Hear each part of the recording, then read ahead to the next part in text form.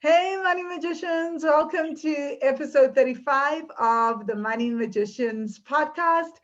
My name is Vangile Makwakwa. I help women of color heal ancestral money trauma so that they can fall in love with their bank accounts, increase income, and live their best lives.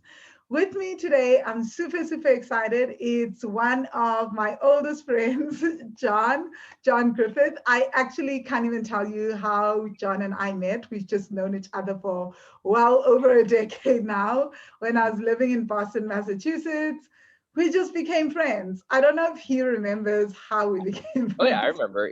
We had a mutual friend whose name I don't remember, but We did? I told him I had a coaching business, and he's like, "Oh, you should talk to my friend Van," and then he introduced us. Yeah, he was a Yes. guy. He was like a Chinese guy that dropped out of Boston University. I don't know if you remember his name. I don't know. No, like Very honestly, successful it's entrepreneur. Yeah, all I just remember is they like one day you were in my life and we were friends, and that was that. I'm so And we didn't, grateful. Yeah, yeah, you yeah. know, it just The feels like universe, it's a God brought us natural together. friendship. Yes. What happened is that God thought, hey, John and Van should be friends. And so let me connect them. And here we are, 10 years later. I know. So thank you so much for saying yes to this podcast. Oh, yeah. Thrilled. Thank you. Thanks for asking Yeah. me. So I feel Yeah. probably more honored than you do. I'm like, wow, I get to be on the famous Vans podcast. What a treat. Oh, thank you. I'm so excited because we've got so much that I want people to hear from you. Because, guys, I've learned so much from John over the years. It's just been so incredible. And also, just like FYI, we're interviewing him as our 100th guest on the Property Magicians podcast that I run with Mizo, where we talk about property. But because not bad because John is the reason why we started that podcast. Like when in 2018 he messaged me on Gmail, he sends me his entire thing. He's like, no, we need to hop on a call and have a conversation and talk. Hop on a call, find out that he's in real estate. He teaches me all the stuff about real estate. I'm like, oh no, you must come teach the Money Magic students this.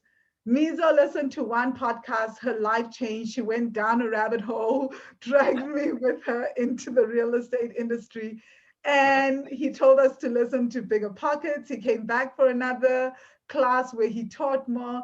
And before you know it, we were listening to Bigger Pockets. And then we realized that there was nothing like it in South Africa where they were interviewing ordinary people. And long story short, this is how I got into podcasts. Started the Property Magicians podcast, and now I'm also doing in tandem the Money Magic podcast. So thank you so much for that, John. Wow. I'm so happy to hear that. I'm Yeah, I thrilled. didn't listen to podcasts before Bigger Pockets, you know? And then I listened to Bigger Pockets, and that was it for me and podcasts. And Yep. just me and real estate, it completely changed my life and so Yep. many other people's lives. You don't Yep. know how you coming to do those two classes for the Money Magic students completely changed people's lives. So Wow. many of the students are now property investors. So Wow. many other I'm South getting a little Africans weepy. too. I'm like, Ben, why are you making me cry a little bit? There's some onions near me. So yeah. I'm so glad. So thank you. And always I'm thank happy. you. I just want to say thank you for always just sharing your knowledge and your journey with me. Just always just sharing things that I can do and just, yeah, Wow. just being so open about everything. So without further ado, can you please introduce yourself? Tell us about yourself and what you do. Sure. Gosh, let's see. I right now my most recent endeavor is I started a coaching business.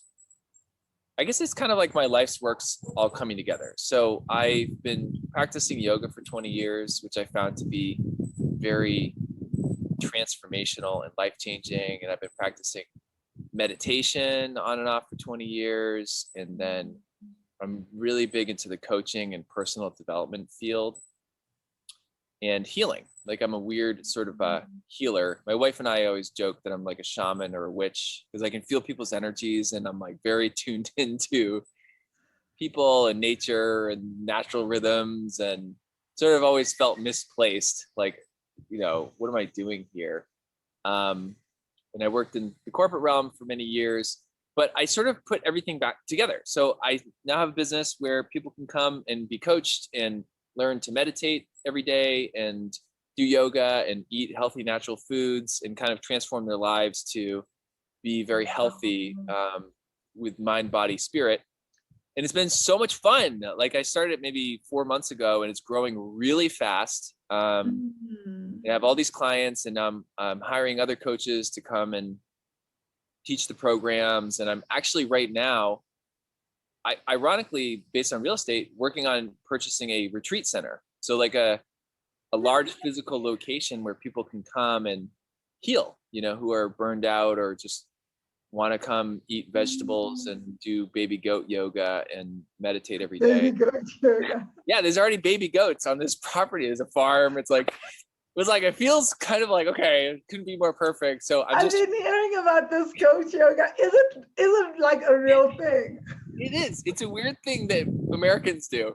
Americans have everything. So they're always bored and trying to figure out why they're still unhappy. So there's a thing here where you do yoga, but there's baby goats, and the baby goats kind of climb on top of you. It's like a phenomenon, So what the heck? This is so crazy, John. Like, it doesn't make sense. So weird. But it's so cute at the same time. I'm like, yeah. I want to be with the goats, but oh my gosh, is it too extra to tell people that you do baby goat yoga? Definitely. It's very extra. But I am extra. So that's what I'm doing. I just started a business, basically just kind of being wildly myself. And it's super fun. It's going great. Oh my gosh. I love this. This is so awesome. So before we even get started on all these other juicy questions, I ask everyone a question that really fascinates me, because this is ultimately a show around money and trauma and ancestral money trauma, right? So what does money mean to you? How would you describe money to an alien? I think of money as an energy. It's an energetic frequency. So there's two aspects of it. One side of it is wildly made up. And this is what I would explain to an alien. It's just like, we made things up. We made up that this piece of paper or this zero in this electronic bank account has X value.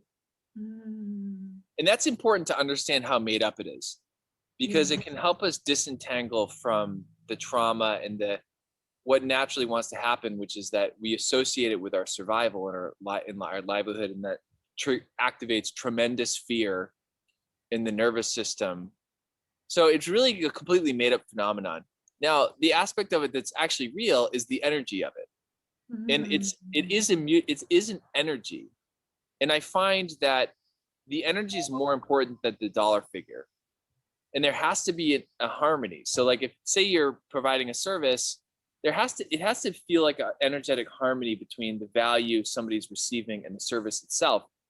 But what I've discovered for myself is that through kind of opening my own vibrational frequency to receive abundance, I can receive way more money than I ever imagined possible, because of that dualism of understanding it's wildly made up. But if I can just get myself and my ego out of the way, then I'm able to provide tremendous value that is valued at a high sort of made up currency amount. Does that make sense? Yes, it does. It makes a lot of sense. And I think like a lot of us can actually resonate with that, because I think even though most of us understand that money, I see it as both like the physical aspects, emotional, mindset, energetic as well, right? I think that most of us have had that experience where it doesn't make sense. You're not doing a lot, but in terms of like earthly work, but you're doing so much in terms of emotional work, and like your state and your well-being is like on another level, and somehow money just finds you when you're in that state. So we've all had that experience. And I think the challenge that most of us have, right, is how do we keep going back into that state? Yes. I mean, what I've learned is that not to even try keeping that state, but to just focus on being, constantly allowing myself to evolve and be. And sometimes it will dip, sometimes it will unlock more money, and sometimes it will contract. But as I keep doing the work, there is a kind of consistent expansion that is happening. Even when it feels like it's a contraction, afterwards it's like the expansion just becomes crazy. Yeah, that's exactly right. And it's such a rich thing to talk about. I'm glad you talked about the natural expansion contraction, because everything's like that. Nature follows that rhythm. Each of our breaths, we have to inhale and then exhale. If we just expanded our lungs forever, our lungs would explode and we would die. Or if the seasons, if it was only ever summer, it would basically scorch the earth and everything would die, because it wouldn't have an opportunity to go through the contraction cycle of the fall and winter months in order to explode with growth. So I find it helps to understand that it's a natural rhythm, so we don't make it wrong. So like when I'm going through a financial contraction, where things get dicey is when we make that a problem. So like when we're like, oh my gosh, I'm in money scarcity. And then you start to feel stressed about the fact that you're in money scarcity. And then the way our brains work is that that's all it starts to see. So it makes the contraction a problem. And then we're on this death spiral. And guess what? Things become more and more and more scarce, because we're now sending an energetic frequency out that's like, time is scarce, money is scarce, I'm scarce. We get this sort of like, and I do this, it's like, to me, it's very masculine energy. I get into this sort of frantic state of like trying to force things, and everything I'm doing is half-assed. I'm trying to get financing, and I was trying to send documents to a bank, and I was doing it so fast, I did the wrong email address. I missed a single letter. And then I'm like, why is this guy not getting back to me? Because I was in that frantic masculine energy.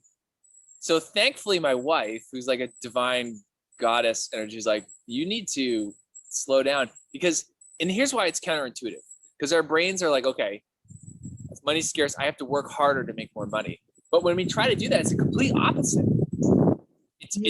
We're repelling money, because we're sending a signal. It's like, I'm scarce, and when you're running around, you're telling the universe you can't handle anything else. You're like, oh, I have what I have, but you're sending out a frequency that's like, I can't handle anything else. Look at me. It's so fascinating. I mean, think about it. If it's your employee. So that's why, oh, wow. Okay, this is such a new way of looking at ease, because, I'm all about ease, taking things slow, mainly because I find that when we get into that frantic energy and we're doing too much and we're feeling frantic, emotionally, we get into this frantic emotional state, which leads to desperation and leads to anxiety. Like literally, we work ourselves up into anxiety and panic, which feels icky and also makes it harder for us to work, right? And eventually leads to overwhelm. But what you're saying is that you are also sending this message to the universe to say, my cup is full. Exactly. I cannot handle anything barely else. handle what I have. Don't send me anything else. I can't do it. I can't deal with it. And if the universe is really listening, it's like, okay, let me take more away from you. if your cup's too full and you can't handle it. And that's why we get into this, the contraction can be severe if we don't interrupt it. Oh my goodness. Yeah. I mean, think about it on a practical level. Fascinating. If you have an employee and they're running around and they're frantic and they're busy, are you going to give them more work, or are you going to take work off their table so that they can handle what they have? Versus the way to get to shorten a contraction back into an expansion is to do what's completely counterintuitive, which is like, and I had to do this last weekend because the business it's growing straight up, but cash flow is still very inconsistent. So I might have a huge amount of cash and then nothing for a while. And so I was freaking out because now I have all these people I need to pay too. Like totally activating them. They're going to hate me. I'm going to blow it. And I went total masculine this like old familiar place of like, I'm going to force these outcomes. I'm going to work 24/7. I'm going to like, and my wife's like, no, just stop, chill out, and spend a bunch of money. It's like the most counterintuitive thing. So I'm like, counterintuitive. I love it. but I've done it enough times that I'm like, she's right. So like on Friday, we just got this like totally laid back brunch at this really nice place in Boston. And I went out and I just relaxed and I spent a bunch of money and I had fun and went shopping. And then Saturday we like went hiking in nature. And then Sunday we just watched, movies all day. And then to get back into the feminine But energy. can I also just say this, right? Because I love to preface these things, because someone's listening to this and then they go and they spend a bunch of money, and underneath all that spending of money is deep fear. So they're doing it, but underneath is fear and their nervous system is freaking out. Actually, that could trigger an even deeper fear response, right? So I feel like you were spending this money, but you were also spending it from a place of calm, right? Yes. Because you had done this often enough, so your nervous system wasn't freaking out that, oh my gosh, I'm not going to have any money left to pay for things, and going into survival mode. And that's what helped a lot for you. But if you're doing just the actions without the actual internal feelings, it can cause a lot of issues in the long run.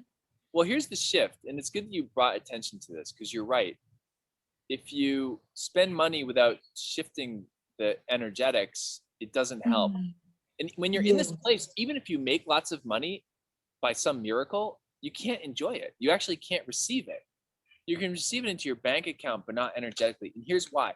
Because all that fear and scarcity is like third chakra ego stuff. Like, I'm not going to be okay. I need to hoard money to survive. So the shift is up into the fourth chakra, because in the heart is where faith exists. And you're right. You have to shift from fear to faith. And it's hard because your ego wants to maintain control, because that's its whole jam. But you can use faith to hack it, to be like, you know what? I can't see how I'm going to be making money, but I have a faith and a trust that I've developed over time that it's going to be okay. And what's fascinating is that actually, I could never hack that until I actually worked on the trauma around that, because parts of me were always scared that, like, well, I always felt like even though things did work out, it was always like I first went into a deep ditch before they worked out. So I was always, I would always live in fear that, like, with faith would come this, like, first you struggle. And I hear that a lot, right? Like, we even have sayings like, the longer you struggle, the bigger the breakthrough, or something like that. So we kind of associate breakthroughs and faith with like deep struggle. And I hear that all the time. And now I've started to question that. But for a long time, I believed that, which also made it so hard for me to pull on that faith. So I'm just wondering, did you ever have that? Oh yeah, for sure. The first time my wife pointed to me, she's like, you don't have any faith. Like, because I had like trust issues. Like, I have to do everything on my own. I can't trust anyone, or no one's going to take care of me. And it's a very stressful way to live life. So when she pointed that, I was like, you know what, you're right. And I was like, you know what, God, I pray to have more faith. What happened? I came back from vacation, and my first day back from vacation, I was fired from my job. And now we told me about this, actually. First daughter on the way. I just bought a 3-family house, and we have our daughter that's due in 2 months, and I'm now unemployed. And I was like, I was like, this is terrible. This is horrible. But I had to, it's almost like energetically, I had to have the rug taken out, because I couldn't, how could I strengthen my faith if everything's groovy? And what did I do? Like, within a month, I got 2 job offers, and including one that was exactly what I wanted to, in order to get to this place where I'm running my own firm very successfully. So it did pay off, and it doesn't always have to go that way. Yes. Because this time, in this example, I just was like, I have faith, and then everything shifted right away. But you're right, that has to come before spending money and relaxing. But then you think Mm. energetically, like when you're, there's one more thing I wanted to mention. This is fascinating, Van, and you should look it up. Statistically, people of faith are much wealthier than people who are not. And what I mean is, I only have the context of America mostly, Yep. but a lot of people who are like Oh, deep, why am I saying you've traveled to different countries, but yeah, okay. no, I've traveled to 30 countries, but I've lived here mostly. So in America, there's a wildly disproportionate number of millionaires and billionaires who are like really strong Christians, which is kind of the faith here in the US. And I've Mm. noticed that it's fascinating to me, but they're correlated, because when you have a faith like things are going to work out, Yeah. you make riskier bets. And usually those riskier bets are the ones that really pay off.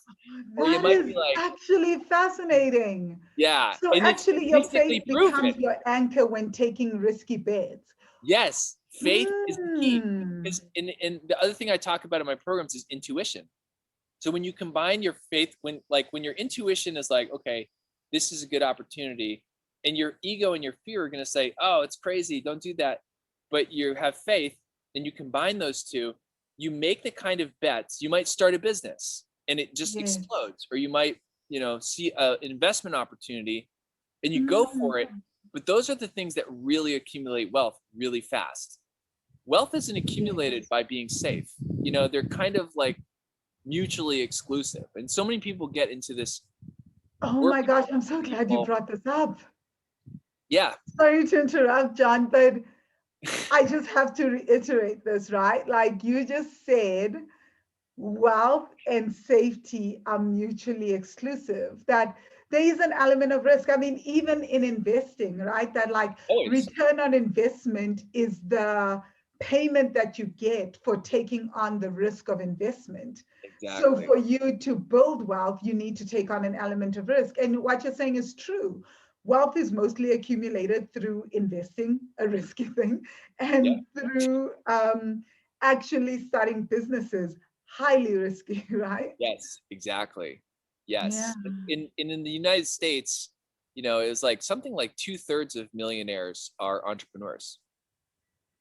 And I it's not, can see that because when you're an entrepreneur, you get to determine your income up to a point, yeah, right? You get to say, this month I want to make X amount, and nobody can really stop you because yeah, you get to decide the action plans, the people you're going to hire, the strategy, etc. But when you're working with someone, even if I said I wanted to make more money, my more money is dependent on HR, salary negotiations, promotions, etc. So it's yeah, almost like there's only so much power that I have in a job when it comes yeah. to my own salary. You actually don't really have any. Like you might be able to negotiate a little bit, but that's only one piece of the pie. That's the cash flow. The reason Mm. 2/3 of millionaires in the United States are entrepreneurs is also that a business becomes very valuable. So, you happen to own $10 million worth of assets, like, if you own like distribution channels or equipment or things like that. Or if when a business, say it's making, $3 million, it can be worth 10 million if you were to sell it. And that's why it's both. It's the cash flow, but it's also that when you're the one who owns the business, or even own a property is a great example of a business, Mm. that thing is always accumulating value. So through the Yeah. course of a lifetime, you can accumulate a tremendous amount of wealth if you're doing the things that Van tells you to do, which is to don't spend your money on things like clothes. Like I bought this shirt at like, not this one, but I buy a lot of my clothes from Primark, which is like, they're so cheap. They're like $1. You can like buy a shirt for like $1, because I'd much rather take my $50 and buy like some sort of Well, speculative I tell people crypto. to spend according to their values, right? So Yeah, obviously, yeah, clothing is not a core value for you. But then, like, I have clients who are stylists. So them yeah. Yes, spending you're lots right. of money on clothes Yeah. actually makes them way more money than they spend on Oh the yeah, clothing, that makes perfect right? sense. So it also depends on the business. But I get what you're saying is that Go Yeah. spend money on the things that you value. John values real estate and investments, so he would rather spend his money on real Yeah. estate and investments. Well, when you put, it's like, call it like putting money to work. So when your money goes into Yeah, investment, it just makes more money. So like it instead of does. taking your money and spending it on something, the definition of investment is simple. You put your money in something that makes more money. It could be clothes. Mm, If clothes are bringing you clients, it could be your health. yep. If you're healthier, you're more radiant and you attract more clients and wealth. It could be investments, but the idea is put your Mm, money in things that make money because it pools. It's like you yes. take a small puddle, and a lot of people think like, oh, I don't have the money to be an investor. You only need $5. If you take $1 and you put it into crypto or some kind of stock or something, that thing is Mhm. growing. And then you Yes, take that money and you put that into things, and it's just like it pools really fast. But it's it a different really does, mindset. eh? Hmm. I mean, like I've seen it just as an entrepreneur, right? Like you put money in something, a product or into growing a particular thing. Like I've literally grown wealthy money just from like my online courses. And from there, like adding stuff, I was able to then book out retreat venues before people even paid me for retreats. Then started to grow and put money into the Property Magicians podcast to be able to grow that, like for editors, for sound editors, for graphic designs, all those things. Then I was able to start the Money Magic podcast. So there's like all these other things I've been able to use the same money that I get from the business to Yes, buy property. So making money work in other areas and getting one stream of income to create the next stream of income. exactly. And it's just a mindset. You just think, Yes. it's like you think I'm an investor. And then you're Mm, always looking for an investment opportunity. And then every time you yeah. have a spare dollar, you put it into an investment, but it accumulates so fast. But here's the thing: I want to circle back at the end of making the switch from scarcity into abundance and contraction to expansion, Yeah. because it's all about divine feminine energy, just like relaxing, receiving. And this is the kinds of things I coach folks in. I'm like, oh, you want to make more money? Don't just do nothing. Just go to sleep really early, sleep for like 9 or 10 hours, take naps, relax, literally sit there and do nothing at all, and Yeah. just relax and receive. And I teach people how to open their throat chakra, which is like kind of the receiving of Mm. abundance. And then guess what frequency you're sending out now? I mean, think about it, you have this long, luxurious vacation. Are you in scarcity or are you in abundance? You're in abundance, right? I mean, Yes. I so agree with this, but I also know, having been that person that would take long, luxurious vacations with underlying anxiety and panic attacks, Yep. and how like that would sometimes make me even more anxious and more panicked. It's And funny. also seeing how now, as I've done the work and I take long, luxurious vacations and relax and chill out, how that brings a whole different type of energy around money into my life.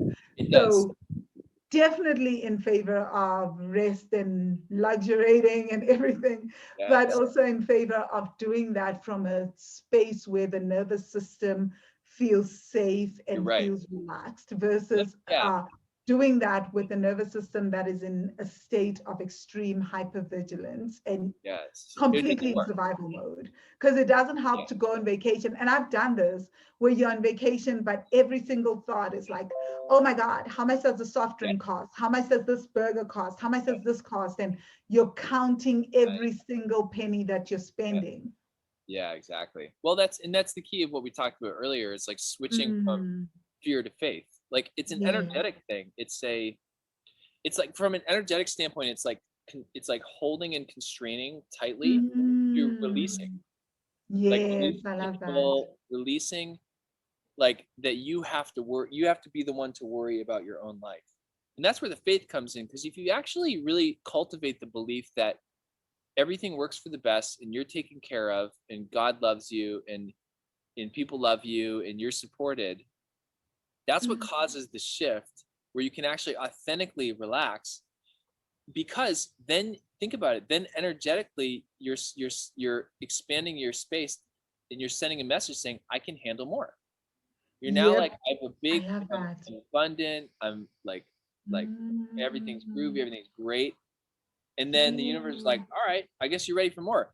Flood of abundance, people, money, resources, everything you could That's ever the imagine. stillness and ease, right? Because you're Yeah, not going all over the place. You're being still. So the universe yes, is sending you things because, well, you're not doing much with that time. So that means that you can handle more. You're resting, you're relaxing. This is such exactly. an interesting take because I mean, a lot of what I teach is about getting into a space of ease, doing less, relaxing. Yeah, But the way that you're explaining it makes so much sense on an energetic level, right? For yeah, me, it's always like you want to calm your nervous system, you want to be relaxed, you want to be calm, and that's when creativity can start to drop in as well. yep, But it doesn't mean that it's just like all these things are happening all at once. They're happening on yeah, a physical and energetic and emotional plane. yep. Wow. I mean, Well, I'm even more in favor of ease now, yeah, more in favor of it should be like rest. 50-50. Like we always think, oh, I have to work, you know, I'm like, my wife always says, don't tell me about work-life balance if you work 5 days a week and rest too. So like I only work Monday through Thursday for a few hours, like Yeah. 11 a.m. to 3 p.m. And then I go to yoga and I all morning I meditate and I hang out with God and my two beautiful children and go out in nature. And I like barely work. And this is the most successful business I've ever started because I'm Wow, actually this is channeling it all amazing. based on divine feminine energy. And like Mm, problem, I don't have a problem like, oh, I'm not making enough money or something. My problem is everything's growing so fast, it's overwhelming. So then I get back into that mm, scarcity, doing this and that. So as long as I keep making that shift into feminine energy of like relaxing, receiving, and this is important. And I learned this stuff from this shaman guy. When I accepted, okay, I'm just a weird shaman, I can stop pretending like I'm a normal guy because I'm really not. I'm so weird. But I was like, okay, I got to learn about this. And he's the one that taught me that everything's an internal vibration first.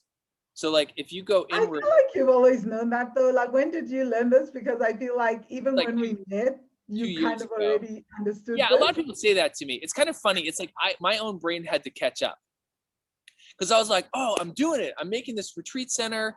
I was meditating in Madagascar last year and I saw this vision of it. And they're like, you talked about this 20 years ago when we first met. And I'm like, I did? I was like, I feel like this is so not new to me. Like all these things that you're saying, I'm like, but you've always known yeah, that on such an internal level. Like it was yes, part of you. I know. Well, it's kind of like the fun thing about life is often you have to relearn the things over and over and over and over and This over is again on a true. deeper level. And there's studies showing this. Like the best way to learn is like these sort of curly cues. Like you actually you learn it on deeper and deeper levels. And sometimes it's discouraging. Mm. Like I call it a transformational nightmare when I wake up and I realize I'm just being the same jerk that I was 10 years ago. And it's so discouraging. I'm like, really? Still? Like, have I made no progress? But then I try to coach myself and I'm like, it's okay. You're you're deep, it's a deeper level. Don't freak out. But thanks for saying Oh, that. that's hilarious. Yeah. But it's important to kind of, I guess, remember these things Yes. because that's how you make that switch from fear to faith. You have to do it internally before you do anything else. You have Amen. to, you know, step out in faith first internally, and then it tracks it externally. Mm, mm. And your Wow, that external is world so powerful. rearranges itself around your internal what you're Mm, reprogramming. mm. I'm so glad that you said that because I think that often we are misled, and I say misled because internally our souls know this truth, right? But we are constantly misled on this earthly plane to believe that first the shift happens externally, because I hear people say this all the Yeah. time. They're like, first I will make the money and then I will rest. And I'm like, No. how though? Like, how does that happen? Yeah. So first I will change every first, like my finances will change and then I'll become a risk Right. taker. And I'm like, it Yeah. doesn't work like that. First, you invest in your personal development, you invest your finances, you invest in running your own business, all these things. And then, and all, of course, and all these internal changes are happening. And then the external changes Yeah. happen. It's not first that you get safety and then you make the I decision. know. Well, and And I here's know what. it sometimes feels to people like, how can you say that? You're only saying that because your situation is different. No, I promise you, I learned the hard way as well. Yes. Oh, exactly. Well, here's why. I'm glad you brought this up because I just taught this past week. The reason that is, and it's counterintuitive, is because our own brain is working against us. Like, and we fall for it every time. Our own brain is like a toxic relationship, and it lies to us. It always Yep. says, you're like, as soon as I have the money, then I can finally relax and be happy. Or like, as soon as I meet my loving partner, then I can relax and finally be happy. And we fall for it every single time. We Yep. actually believe it. But it's a lie. It's tricking us with this carrot in front of us. Because what happens the moment we get the money, it's just the Yep. next thing. It's like, okay, I have the money. Maybe I'm happy for 5 minutes. And then I realize I'm lonely with my money. I need a life partner. And then you Yeah. find your life partner, and then you're like, oh, this relationship's hard. I hate it. Or like, you're like, oh, then kids, that will make me happy.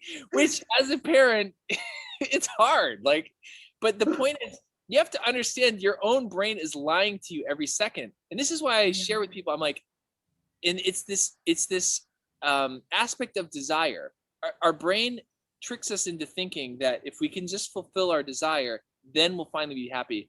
It's always a lie, because the only authentic desire we have is for connection. Yes. We just want to be connected. I want to be connected with Dan, and I want to be connected with myself, and I want to be connected with God, because it's all the same thing. Because the Yes. reality is we actually are all connected. It's our natural Yeah. state. And it's only the brain and the ego that creates this state of disconnection. Wow, So that's that's why amazing. the only answer is on the inside. Like, you have to dissociate and sever your relationship to your own brain that's always working against you, because then your consciousness naturally draws inward, where you actually find happiness and relaxation. And then guess what? It shows up on the outside. And it's the Yes. complete opposite. And if our brain had the chance, it would love to keep tricking us for our entire life, all the way up until we arrive safely at the grave. Yes, because the brain wants to be right, right? Oh We yeah. create these beliefs from a really young age of how the world is, and so our brain will keep feeding us that this is the way this world is, Yeah. and so we then are led to believe it, and that leads us to feel a particular way about people, about life, about money, about everything. Yes. So Yes. yes, the brain, Yes. and the brain also just wants to keep us alive. So the Exactly. way Whole that the job. brain works is always like, this is the way that things have always been. So Yes. let's not change them, because these Exactly. things, Yeah. even though it hurts me and it's painful, at least I know this reality and I Yeah. can deal with it and I know how to survive it. A Exactly. different reality is a no-no, because Yep. who will I be in that reality? Can I survive it? Is it Right. possible that I will even be alive tomorrow in a new Right. reality? So Yeah. the brain just wants to keep us Yep. alive. Yeah, And it that's does. why I always say to people that the brain will always work against you when it comes to expansion. Yep. It does. Because anything besides its outdated files from 20 years ago is threatening. And this is Yeah. another way you're in a toxic relationship. You have these old files from 20 years ago that were just like one snapshot, and your brain thinks with absolute certainty that it's right. Despite, if you look at your lifetime, it's been proven wrong 1,000 times. 1,000 times you've seen that your brain is wrong, but it makes no difference because it always assumes it's right about everything. So the only possibility is that everyone and everything else is wrong. Yep, this is so true. I love that you said that. But also, isn't this because we grow up in societies? I think you talk a lot about the divine feminine, and I want us to talk about that, like what it's like doing Yep. business through the divine feminine or from the aspect of the divine Yes. feminine, right? But we grow up in this world that is extremely masculine, and the masculine prizes the brain overall. So we are taught from a very young age to trust our brains over our body's messaging, over Yep. intuition, over Yep. what the heart is saying. So we Yep. all grow up being these people that over prioritize the brain, right? We Yeah. over prioritize, oh my gosh, we're so intelligent, we were A+ students, etc. And we don't prioritize emotional intelligence, Yep. relationing intelligence, social intelligence, all these things, because that is not what we were taught to do. Yes, that's exactly right. And I'm glad you brought it up, because the sad thing about your toxic relationship with your own brain is that the whole thing is designed to keep you in a state of constant unhappiness.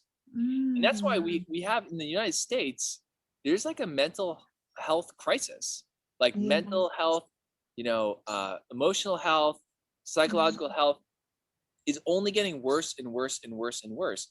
And there's a lot of factors to it. But my theory, the one that I like to focus on, is that we're trying to use the brain to become happy, but that's the very thing that's designed to keep us as unhappy as possible.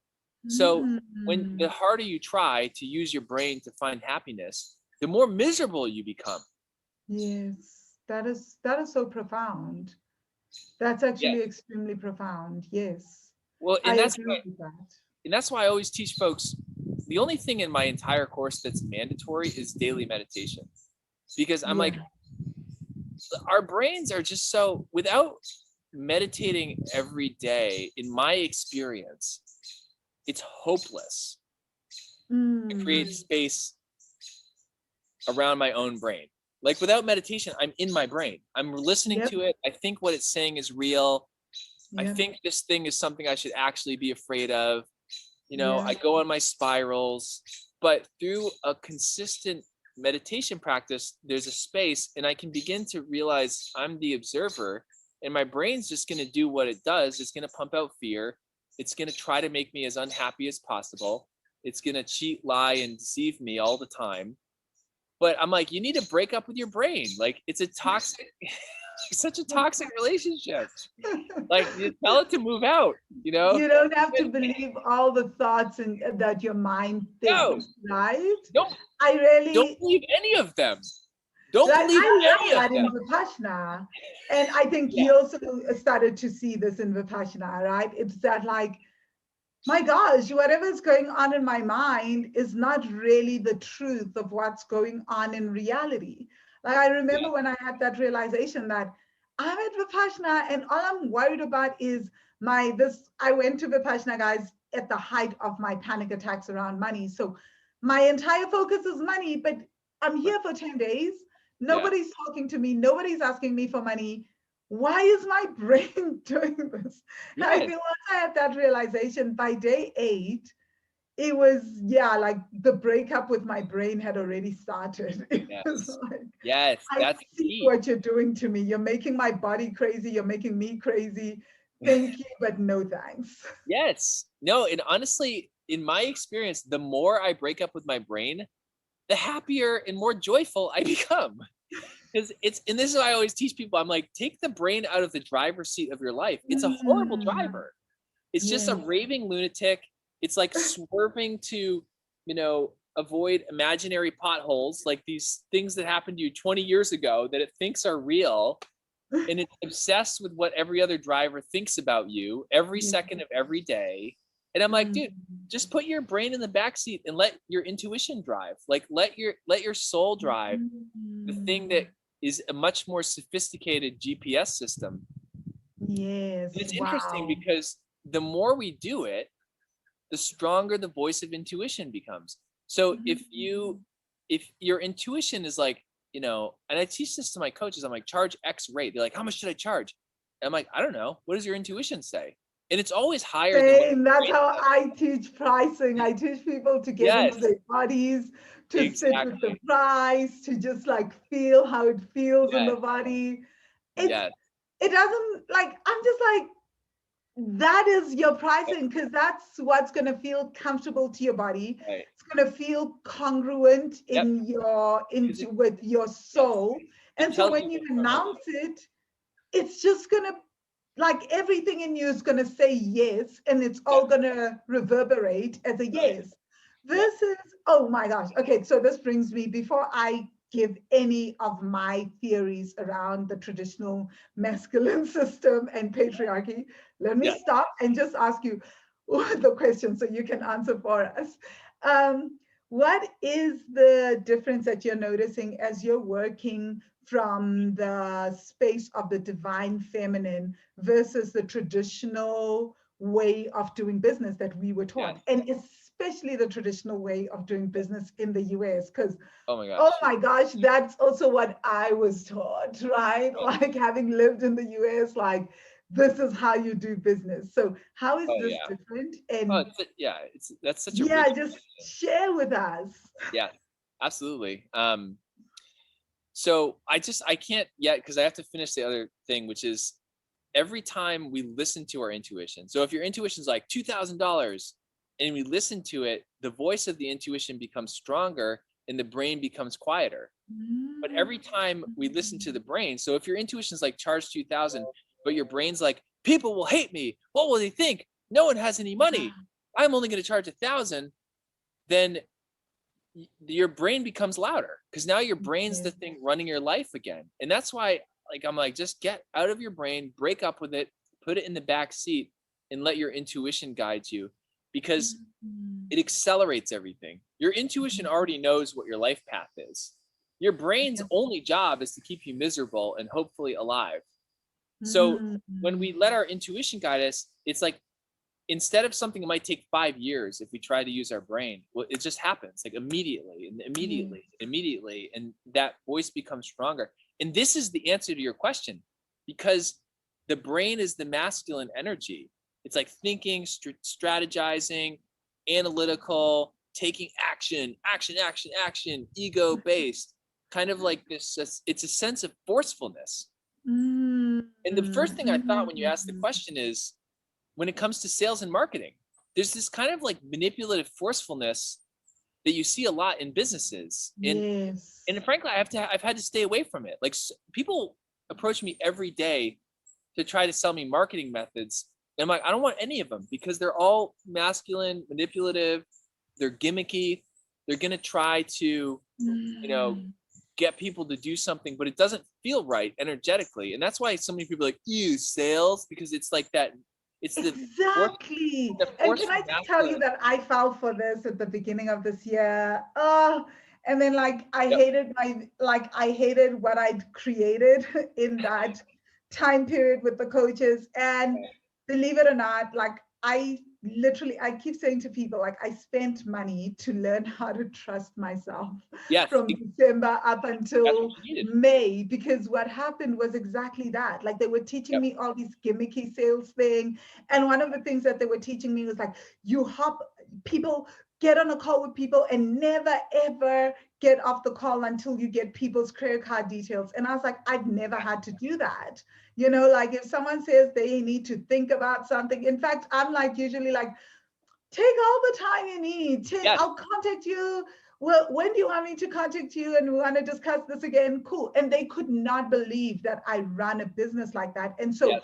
they were changing me to be more business-like. And then I hated everything. Yeah. I couldn't take action on their marketing strategy. And what Yeah. I learned from that, John, it's actually one of the most powerful lessons I learned.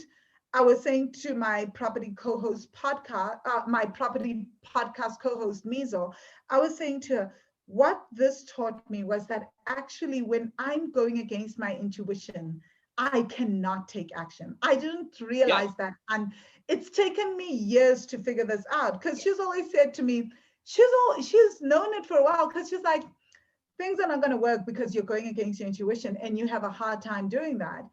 For the Yes. first time, I was like, I could not implement anything Yep. that I was learning in that Yep. program. I was paying Oh, for yeah. it, but I couldn't Yes. implement it. I was like, what is going on?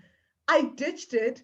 And can I tell you, now that I'm doing what is coming from my intuition, whoa, I'm Yeah. like, oh my gosh, it's almost like, because I'm like, oh wow, I think I put off 6 months worth of actions. And now I'm like, let's Yes. just do, Yes. right? Because Yes. that whole time I was just like, can't do it. That's what, yeah. And that's Could what I mean not do about it. accelerating. It accelerates things. So that's exactly right. Mm. So that's the answer to your question. The way I run a business is crazy.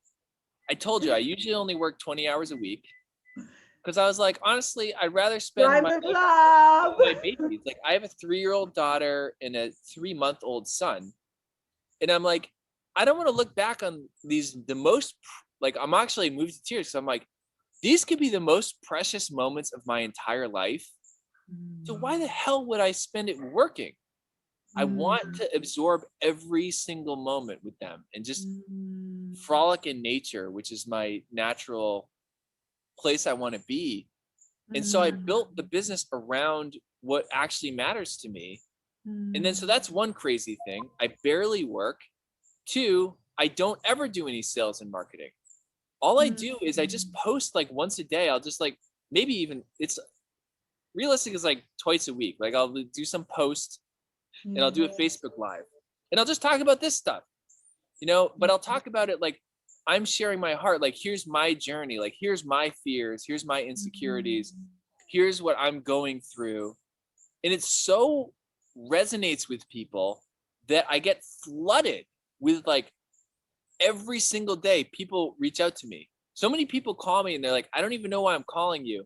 But what happens is it's a magnetic force. It's because I made my life about maintaining my vibrational consciousness frequency at a very high level. So my non-negotiables are I meditate every single day. I teach meditation all the time. I do yoga all the time. I exercise every single day. I eat super healthy. I fast every day. I spend lots of time with my children. I spend lots of time in nature. I spend lots of time with God. And because I hang out there, I barely have to do a thing. And there's such a flood of people. I had to start hiring people immediately, like all these other coaches. And now it's just like I can barely keep up. I can barely breathe because there's no manipulation. I'm just like, here's who I am. Here's my heart and what matters to me. And people are so deeply impacted by it because as human beings, we're uniquely the same.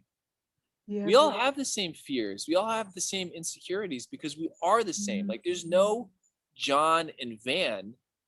There's just connection. There's just a web of consciousness that is the existence of everything.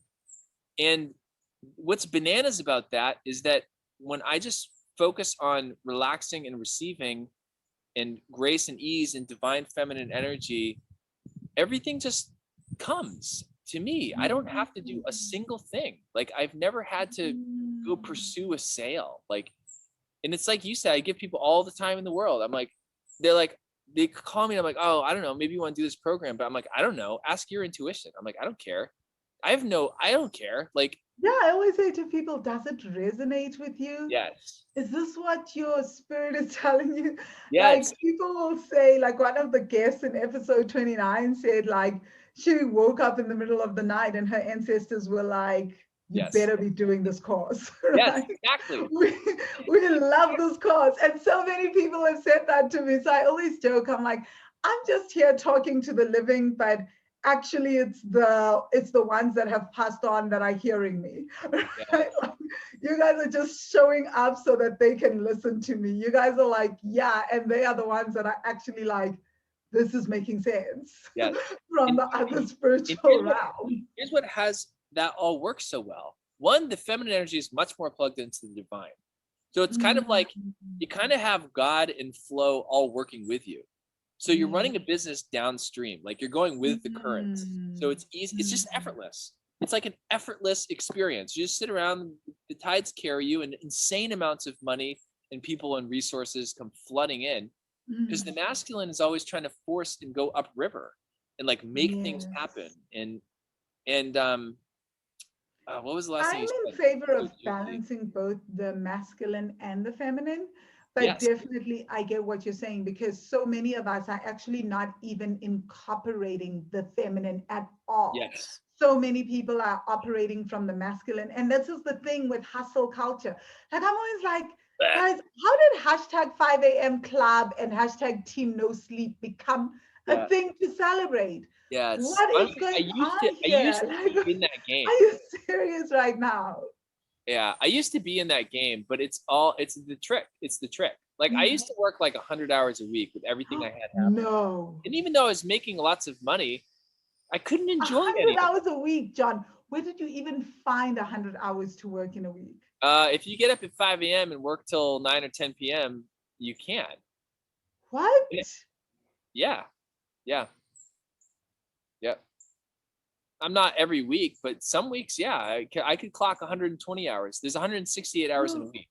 So if you're barely sleeping and you're operating like that, and sadly, the way a lot of people operate in the United States, yeah, you make tons of money, but you can't enjoy it.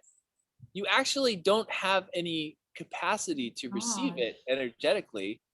You just kind of work yourself to the bone, and then you end up, and I know like some of my coaches like had physical breakdowns. Like they worked so hard in this kind of hamster wheel that their body just broke down, and they were like in bed for months just healing themselves. And that's who I tend to attract. It's like those, it's like recovering masculine energy people. You Huh. know, they did the crazy thing. Except for polite. Yeah, yeah, exactly. Never play. Yes, thank you, Steve. Yeah, So, guys, if you Polite's haven't amazing. listened to Polite's interview, I think it's episode 7 or 8 of the Money Magic podcast. Definitely check it out. She is incredible and she works with John and she does womb healing and all sorts of Yeah. incredible things. She's one of his coaches. Amazing. Well, I'm glad you brought up like because one of the things that Oh, sorry, John. We missed you. The wind kind of like took your voice out. I was gonna say I'm glad you brought up polite and the balancing masculine and feminine because you're right. There has to be a balance. Like nature is designed Yes. to have those two things aspects in harmony, and it doesn't even matter if it's men, women, because you see it in gay couples, you see it Yeah. in animals, you always see it. There's one aspect of the masculine energy and there's one of the feminine, and they work when they're harmonized. Hmm. However, for me as a man in this lifetime, I don't have to worry about the balance because I skew hyper masculine naturally, especially when under stress. So my Hmm. whole journey is to try to harmonize myself energetically by moving into the feminine. And one of the ways that this Ah. wasn't even really on purpose, or maybe it was for God, but almost with one exception, every single one of my coaches is women. I find that it's nice because it helps me run a very feminine energy business. And Polite is one of them. Like Polite was the Yes. first one who was like, all right, I'll launch a group, and you know, she's doing a great job. And funny enough, she has a bunch of men in her group. Her group's almost all men because nature always wants to harmonize those energies. So yeah, yeah. This is so fascinating. Huh. And like I get so stressed. Like even watching movies, I'll be like, oh my God, that's too much testosterone for me. Like I was watching Peaky Blinders the other day. I was like, how can they operate like this? The testosterone. Oh my God. Yeah. Yeah. And There's a like lot of I've folks. seen it Yeah. in relationships. You're right. Like often even men that are like, oh, we're doing the inner work and we're really connected with our feminine. Once they get super stressed, they get into this intense masculine Yeah. energy. And it's always like, oh my God, this is so stressful. And they think I'm joking when I start talking about how this is stressing me out because like I Yep. don't know what to do with it Well, because it's oppressive. It's it's an so oppressive intense. energy. It's an intense and oppressive energy. And like I said, Mm, my goal is to always try to balance them 50-50. yeah. And that's why I operate on these radical concepts. Like if you're doing any activity for 50% of your time, you should be doing nothing for the other 50%. Mm, Like it's crazy to work 5 days a week and rest too. I tried to do that in the thank beginning, you. but I was Thank tired. Every you Monday I for was saying tired. that. And I just was like, this isn't enough time. So my Yeah. wife and I were like, what if we just took every Friday off and just spent it with family? And at least we're not quite 50-50, but we're close to it. And it really works. Because ultimately mm. you want to be 50-50. So if you're working half the week, do nothing half the week and relax and have fun and enjoy life. Or if you're working half the day, then do absolutely nothing the other half. But we get into these masculine patterns. And here's the real problem. This is insidious, is that whenever we try to relax, our masculine conditioning is beating us up and telling us we should be hustling. We should be doing this, or there's all these things to do, I or feel I'm like that's lazy, more or capitalism and what does just that like mean? the entire system that like growing up in a capitalist society, Yep. it's inevitable. Like we are Yeah. shamed for wanting to Right. rest. We are Yes. shamed for wanting things to be easy. We're shamed for not always being on a hamster wheel and Yeah. producing, because the idea is that if we're constantly on the hamster wheel and producing, we're helping further the system. But the system doesn't help any of us, because No. what's the purpose of not being able to take time out to go to the spa, to get massages, Right. to get acupuncture, to Right. rest, to restore? It Yeah. just doesn't make sense to live in such a system, you know? So many people don't even get to go to gym because 100-hour work weeks, right? You don't see your family. Like, what is this? You Yes. No, know? it's crazy. And of Yeah. course, we're then bringing up children who have these gaping mother and father wounds and who feel Yeah. abandoned, Yes. right? Because they Totally. never ever saw their parents and their parents were working for the system. So I Yes. feel like the system has taught us how to beat ourselves up Right. for wanting to rest, Yeah. And which the is problem crazy. and the problem is that we're never actually resting Yeah. when we try to rest. And honestly, I was in Mm. that cycle. I was in that masculine hamster wheel until COVID happened. And then Yeah. all of a sudden I started getting enough sleep every night and I was like, "Oh my God, I don't have to spend all my energy trying to manage myself from exploding reactively." Like so much of Mm. had so much happening, all these people and programs and properties and jobs and all this stuff. I was always stressed and trying to not explode with a reaction. Like there's the next thing. But I just started getting like, and I went total feminine with COVID. I was like sleeping for 8 or 9 hours a night, taking naps, like doing yin yoga as my only workout for like months, Oh, like like like my relaxing. favorite type of workout, yin and tantra yoga. Yes, Love it. yes, because they're very feminine. And I'm like, oh my God, I'm so much happier. I shocked myself. And that's the thing Mm. I'm like, if you actually relax, you'll be overcome with shock at how quickly you become wildly happy. It's weird. It just like True. explodes through your And beingness. Like how little so you happy. need to feel that happiness and joy, you know?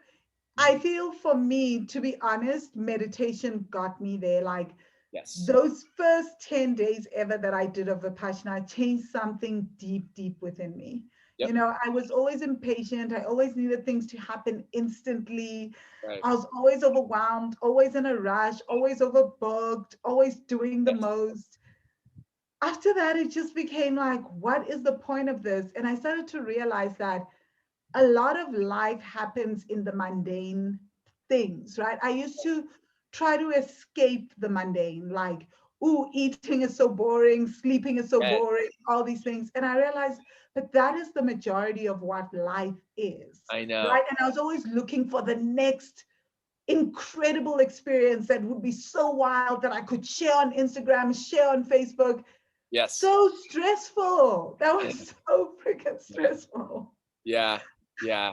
I'm so with you. It's kind of funny. Like, I guess the thing I'm reflecting on, like one of the things I teach in my course is a death meditation, like authentically confronting your own inevitable death, because it has the Mm. capacity that it's a very clarifying power. Like when you Yeah. really deal with that, I'm going to be dead. I'll be lucky if I can squeeze out a few decades Mm. before it happens. But like Yeah. it's happening. And when I'm Yes. and when I'm there and I'm looking back on my life, will I be glad that I enjoyed the mundane and just the richness of eating delicious foods and Mm. spending time with my family? Or will I be like, well, I'm glad I bungee jumped and showed it on Instagram so everyone thought it was cool. It's like it helps. It just helps to clarify what actually Yes. matters. Like, and yeah. But I also want to remain open to the fact that, like, I know some souls that are like, actually, I would enjoy the bungee jumping, right? Oh yeah, I And what did I it. always I say to had people to. is that If we we're are talking about all like masculine, I had to very do it. different journeys as souls.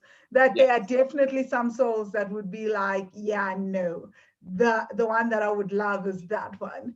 But Yes. again, I think this is what makes life so fascinating. The Yeah. human experience is that we all value wildly different things, but I am with you in the fact that as I started doing the work, I realized that no, I don't want to miss the small things. Like, I want to watch sunsets. I want to be able to, if I wake up, right, not forcing Yep. myself to catch sunrise. I want to swim in oceans. I want this, maybe they're not wildly like exciting, but these for me, I just love these experiences. And I started to fall in love with the mundane, like Yes. eating well, eating Yeah. slowly, enjoying food, taking time out to just sit, talk to my nieces, talk to my family, and Yes. just be present with what is in this moment. And I realized that we're often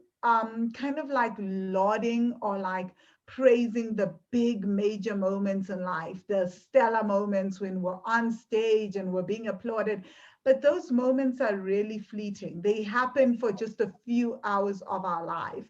Right. But these things like relationshiping with friends, eating, sleeping, all these things are happening on a daily basis and constantly, but we never get like, we never build them up as something incredible, right? Yes. Even though they're happening so often. So, Yeah.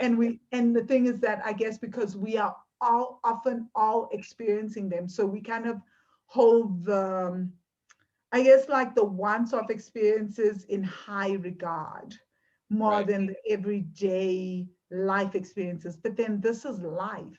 This Yes. is in essence what life is. Yeah. And it's yeah. It's just such a rich conversation. Um, there's so much I want Yeah. to share. It's like, I mean, you mentioned early on this stillness. What I Mm, found is that a few things. I found that the most important thing in life is stillness. When I mm, say stillness, I mean it's just kind of like your mind is at peace. Like your yes. mind's actually quiet. And that's why people do things like bungee Mm, jumping or skiing, talking on stage. It's not the activities themselves, it's that we actually have a moment of stillness. Like the mind becomes very still. And mm, we think we have to go on stage to have that, but no, you can have the same thing by relishing every second of eating a piece of chocolate. You yes. actually can, it's possible through practice. And this is one of the things, this is like one of my biggest commitments to teach people. You can learn how to remain in a state of stillness Yes. through like a mind body spirit transformation, so that you don't need anything externally. You don't need to make all this money. You don't need to go bungee jumping. You don't need to have people like Mm, you. You actually yes. can train yourself to remain in a state of stillness, because with stillness comes an incredible joy, like an incredible sense Mm, of freedom and joy, and just like almost like a sense of ecstasy, yes. just in the mundane. In the mundane. I'm such a lover of the mundane, you know? Yes. I genuinely love it because it's also, the crazy thing is also some of the most gorgeous creations come from the enjoyment of the mundane, right? Yeah. And like it's through the stillness, through just like everyday life that we, uh, without the rush, without any of that, that we are able to then see the beauty in life. That's when we're writing things, we're contemplating Right. various things, and that's where some of the greatest writings come Yeah. from. art, dance pieces, you name it. And Well, yet we yeah, are all constantly, I feel like we have been taught, again, through our society, to that chasing of accolades and all the other great things is much right. more valuable than the mundane. No, that's just our brain lying to us. But here's the thing. Here's Yeah. what I'll ask you to take a look. Is it the mundane things that you actually like, or is it the fact that you experience a sense of stillness while you're doing them? I think it's a sense of stillness. There's a sense of peace, right? I remember reading Byron Katie years ago, and she said, "Nothing is sexier than peace." And I truly believe that. That's true. Like, That I definitely feel yes, that. Like, now I prize peace above all else. And what I've learned yes, about peace is that it doesn't mean that that my external environment is peaceful. I can be in the midst of some of the most chaotic life experiences, yep, but being able to keep my peace even in the midst of everything, even in the midst of things that are directly affecting me, directly affecting the ones I love. yes, There's something so powerful about that. And yes, again, these are experiences that I've just started having like about 4 or 5 years ago. It took me at least 5 years of practicing Vipassana to get to that point. And yes, now to just be there. Because even during when COVID started, that's when I realized how much of me had changed. You know, yeah, the world was changing, everything was happening. And yet, somewhere within me was this just peace that whatever happens, happens, right? Whatever will be. And yes, that's not to say yeah, that I gave up. I continued to do my business, I continued right, to do everything and to be as ambitious, to be whatever, but it's that learning how to detach from whatever the outcome is. yes, yes. Well, and that's where it kind of circles back to this conversation about faith, because that Mm, is faith. It's faith is not being attached to an outcome inside of a firm belief that all is for the best. yes, yes. That I got a ultimately question. it will be Wait, okay. hold on. Let me Okay, just. my final No, no, no. question I'm to fine. I'm you. fine. I thought it was an hour later than it actually is. But this is such a good conversation. I would say we'll talk longer, or we should do a second podcast. We have to do a second podcast. I have one last question that I was planning to ask you, and then we're going to close it off because you and I can talk forever, right? So, my last question to you is can you share any 3 lessons that you've learned on about healing, either from your own journey or from working with others, that has made an impact on you and has shifted the way that you see life and events? I feel like you shared so much, but what are some of the top 3 if you had to do them in Yeah. bullet points? Yeah. I mean, frankly, to me, the absolute most important one, and it's not an intuitive one, it's to surrender. Mm, And when I say surrender, I mean really surrender. Like let go of control of your life. Like let yeah. go of trying to control every outcome and what people think of Mm, you and all that stuff, and just fully surrender to God or the divine or whatever you think, like because that's the catalyst that starts the transformational process. And mm, it doesn't and that's what changed everything for me, is like this one moment where I was like, you know what, God, I don't know if you exist, but if you do, come into my life. And everything changed immediately. Like I could talk mm, for hours about how fast things started to move. Hundreds of thousands of dollars, total like life changing, like like getting mm. off drugs that I had been abusing for 11 years to Yes. Oh, I want to bring you back to talk about that definitely journey. Yes. yes.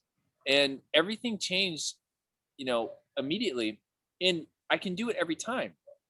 In fact, I do it every morning. I wake up and I have my first conscious thought, be like, you know what, God, this isn't my life. This isn't my day. Like, if I try to do anything, it'll just be a mess. So just like work through me, like, Let my words be your words, let my hands be your hands. Like I have no greater desire than to be a faithful servant of God, because my life is so much better and easier that way. Like, what the hell am I doing trying to make things work myself? So that's the first thing. You must surrender, because when you fully surrender energetically, the evolutionary process of your soul can start to happen very rapidly. Meaning the people, the resources, whether it's meditation, whether it's a book you read, whether it's coaching with me or Van, it'll come right into your life right away. Yes. And because this process wants to happen. So that's number one. Number two, stop being afraid of difficult emotions. Things like fear, things like anger, things like sadness, when they arise in us, we tend to find ways to numb. Like for me, for a decade, it was using substances. And now it's just like eating sugar or busying myself, like just being busy with things, or not recently, but in the past, like binging Netflix, right?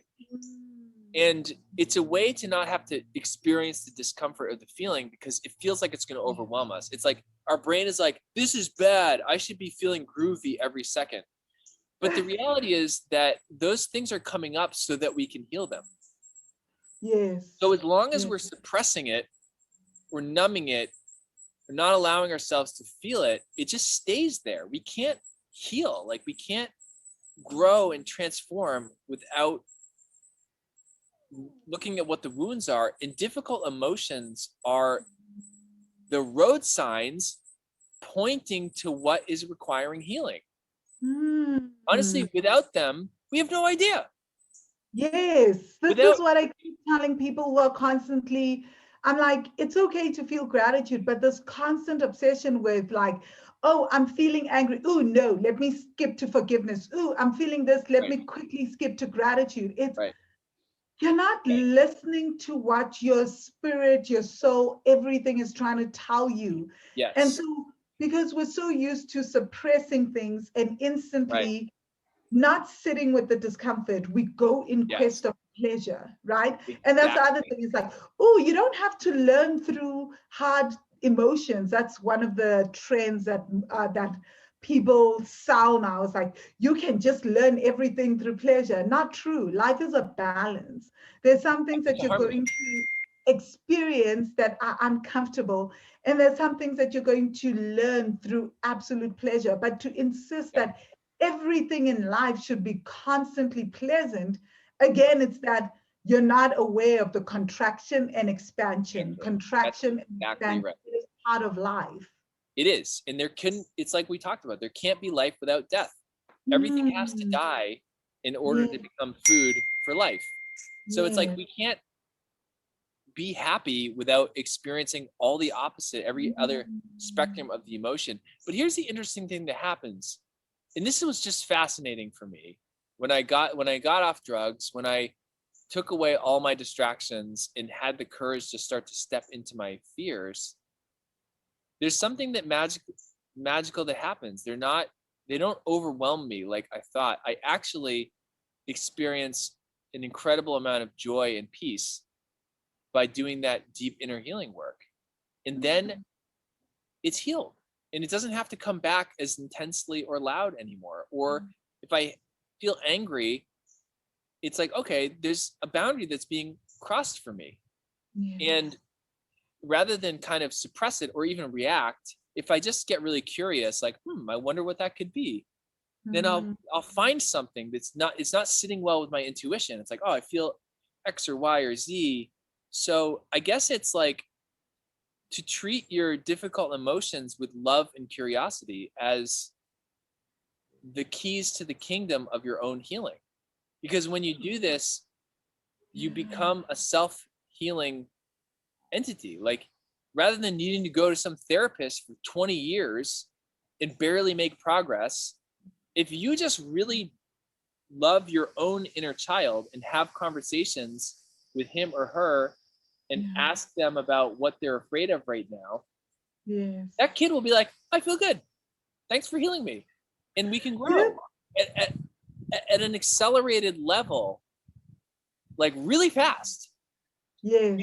Then we can actually have a shot at becoming mature adults, which I feel like most people never do, especially in Because America. most of us are just reacting from the wounded inner child or the wounded inner teen, right? Yeah. And Yeah. so we're reacting in these irrational ways. And we're like, and sometimes we even think to ourselves, why are we behaving that way?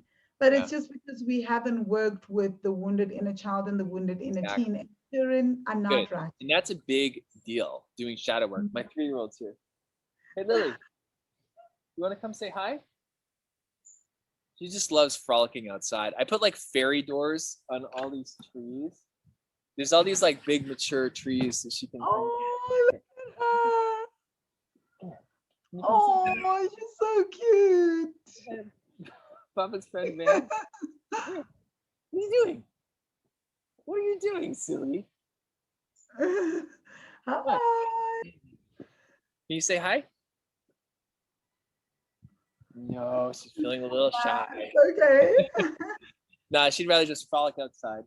What was I even just saying? No, we're talking yeah, about shadow work. Yeah, child yeah, and inner teen. yeah. And then, gosh, the third thing. Yeah. um, So, John, I feel like we have spoken so much and people have gotten so much from this conversation and they want to check you out. They want to follow you. They want to get coaching. They want to be in the courses. How yes, do people get hold of you? yeah. Thanks for asking. Right now, my website is simple. It's just www.johntgriffith.com. Okay. And you can book time on people's calendars, whether it's me or my coaches, like Polite is on there, meditation coach, etc. And next week we're gonna rebrand it. It's becoming bigger than John T. Griffith and my giant egos show. Yes. I have all these people and all these things happening. So it's gonna be called Freedom and Bliss Healing Network.com. Oh, I love that. I've Yeah. always wondered about coaches who name, nothing against them, right? I've always just wondered about coaches who name their coaching Yeah. practices after themselves. Because what happens, I've always wondered what happens when you scale bigger than yourself and when That's you what want already to happened to me right away. invite Yeah. other people to things. Yeah. No, I just followed the model because that's what everyone does. So I'm like, all right, johntgriffith.com. I don't What do happened it. is in like, well, like basically in 2 months, I got so flooded with business that I started, finding all these other coaches. But honestly, so one of those two ways, or frankly, just check my social media out. So my Facebook, my Instagram, LinkedIn, I'm usually posting on all of them. And but I want to share the reason it's becoming so big is because what I'm doing long term is actually building a network of holistic healers Yes. in preventative medicine people, like, and then I want to be a central hub where people can come for healing. So Yes. and then eventually, hopefully not very long in the future, creating sort of like an alternative insurance model where people practitioners can pay You into told me it. about this. It's Yeah, incredible. so that things like naturopathic medicine and all these things are actually covered. Yeah. And so it's kind of like it's just an alternative. It's an alternative to the current healthcare system. It's like, but so that's what we're building towards. So it's now Freedom and Bliss Healing Network. The idea being we're building a whole network of healers with all these different healing modalities. Maybe wealthy money is one of them, because that's a big deal for a lot of people. If you want to be on my website. So that's what we're building toward, kind of fast, like faster than I would have That sounds incredible. Actually, I would love wealthy money to be one of them. I'm definitely Yes, I would love that too. Would love it. Good. So we'll sort that piece out offline. But yeah, I'd say just go to the website. You can. This is so awesome. I love what you're saying. When I was living in South Korea, I remember for the first time ever, because I'd always paid for my acupuncturist out of my own pocket, right? Going to the acupuncturist, and then they asked me, "Do you have health insurance?" I was like, "Yeah." And then health insurance covers everything that happens in this healing space. I was like, what? Why are people not going to acupuncture That's in all the South time? Korea, So you the said? acupuncture twice a week, and my Wow. health insurance also covered my herbs, believe it or not. Wow. So You said South yeah, Korea? All right. Well, we just need and to they covered replicate my that. cupping. I mean, actual cupping and massage from my acupuncturist. I Wow. was in awe. So I got cupping twice a week. I got acupuncture twice a week, and I Yep. got herbs, and they were And you all heal. covered. And you I heal. paid like twice a week. What came out of my pocket was like $5 a week. Yes. Wow. I'm so glad to hear that this model already exists. I'm just trying to replicate it in the United States and then eventually even globally.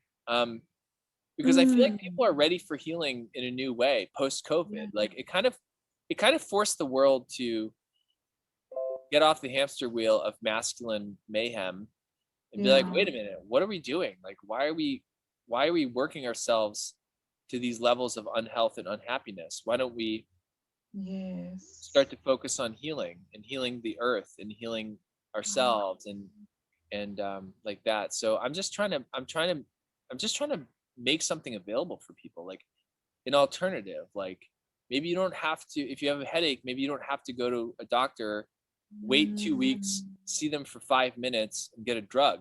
Like maybe you have a resource where it's like, have you ever heard of acupuncture? Let me tell you about that.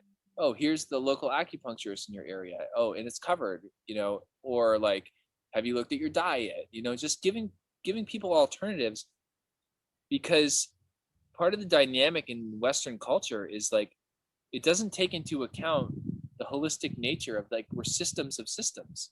We're not just yep. a physical body, we're an emotional body, a mental body, a spiritual body, an etheric body. We're astral bodies. Like there's so much happening in the Mm, energy of the human body. And if you're not taking into account all the systems, you're going to make mistakes. You're just going to oversimplify things and not actually heal them. So that's what I'm creating.